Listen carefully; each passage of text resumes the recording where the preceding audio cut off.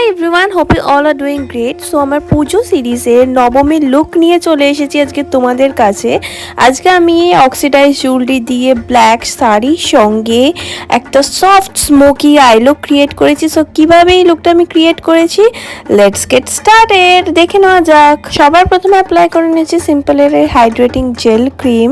এটা ড্রাই স্কিনের জন্য আইডিয়াল একটা ক্রিম, আইডিয়াল একটা ময়শ্চারাইজার। ময়শ্চারাইজারের পরেই আমি অ্যাপ্লাই করে নিচ্ছি সুগারের এই base of glory poor minimising primer. এরপর আমার ডার্ক সার্কেলস অ্যান্ড ডার্ক স্পটসের জন্য আমি ইউজ করবো orange corrector. This is from LA girl. এটা হলো এলএ গার্লের এইচডি প্রো কনসিলার।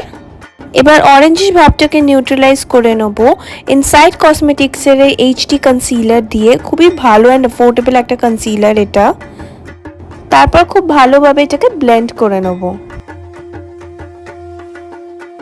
ফাউন্ডেশনের জন্য আজকে আমি ইউজ করব ডার্মা কো নাইসিনামাইড হাই কভারেজ ফাউন্ডেশন।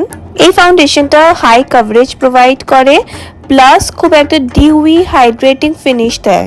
তোমরা নিজেরাই দেখো ব্লেন্ড করার পর বেস মেকআপটা কতটা গ্লোয়িং লাগছে। কনসিলারের জন্য আজকে আমি ইউজ করছি সুগারের এই ক্রিজলেস কনসিলার। এটা একটা ফুল কভারেজ কনসিলার, আর অ্যাপ্লাই করার পর যে একটা ক্রিজিংয়ে যে ভয় থাকে না, এই কনসিলারে সেটা হয় না অতটা। তারপর সুগারের এই কন্ট্রোর স্টিক দিয়ে আমার ফেসটাকে হালকা করে একটু কন্ট্রোরিং করে নেব। খুব বেশি পরিমাণ অ্যাপ্লাই করব না, ঠিক যতটা পরিমাণ দরকার ততটা অ্যাপ্লাই করে ভালোভাবে ওটাকে আমি ব্লেন্ড করে নিচ্ছি। এরপর রেভলিউশনের এই মুজ ব্লাশ অ্যাপ্লাই করে নিচ্ছি। এর শেডটা এত দারুণ না যে কি বলবো, তোমরা নিজেরাই দেখো।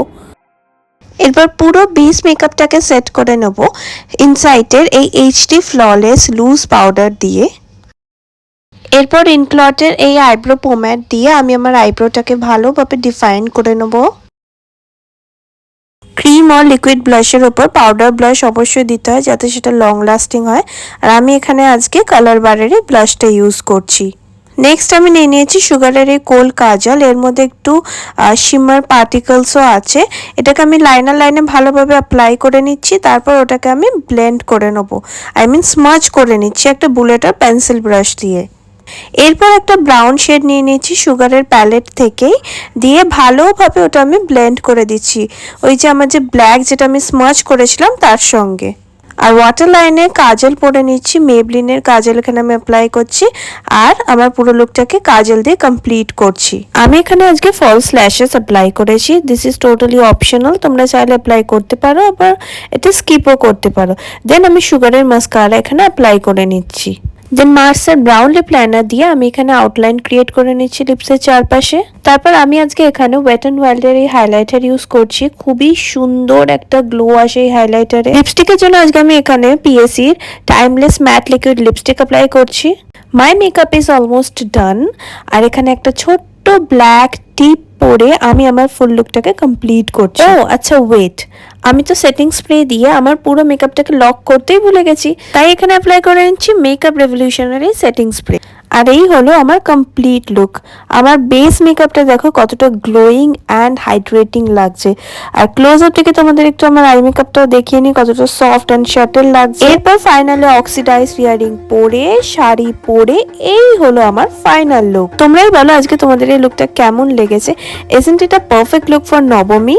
আজকের এই মেকআপ লুকটা ভালো লেগে থাকলে অবশ্যই লাইক করো, কমেন্টে আমাকে জানিও তোমাদের কেমন লেগেছে, শেয়ার করো তোমাদের বন্ধুদের সঙ্গে, আর আমার চ্যানেল সাবস্ক্রাইব করতে একদমই ভুলো না। Stay tune for upcoming videos. আজকের জন্য এতটাই, বাই বাই।